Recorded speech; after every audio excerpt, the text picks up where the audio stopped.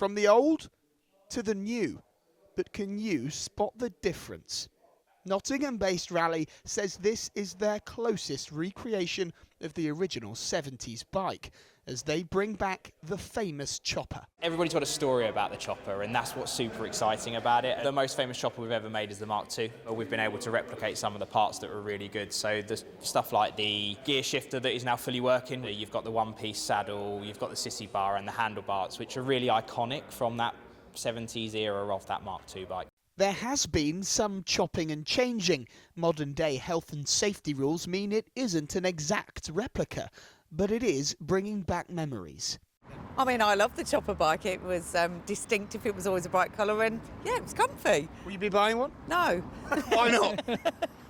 I think I'm beyond riding a bike. It's very retro, isn't it? You know, I had a grifter rather than having a chopper, but it looked great. And of course, not everyone knows what a chopper is. You sort of sit extremely low, your handles are up high, and you have to change gear down there. Well, that's certainly different to what I'm used to. All my gears are up here, so it's going to be very controversial, I think. What do you make of that? A bit of a weird design, not like the handlebars. Brilliant. Would you like one?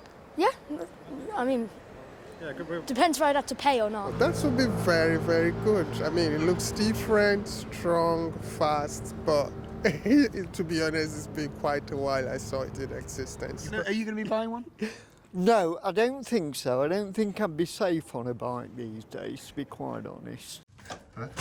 It's a unique design that bike makers have now largely moved away from. While extremely popular and the present most kids wanted, not everyone always felt safe. I remember having a go on some kids one when I was little and just like flicking myself straight over backwards. There was a great danger of people crashing rallies because their front wheel was so small and they had cowhorn handlebars and you had to change the gear with one hand while steering with the other, and I think there were many 8-year-old boys who steered into many hedges.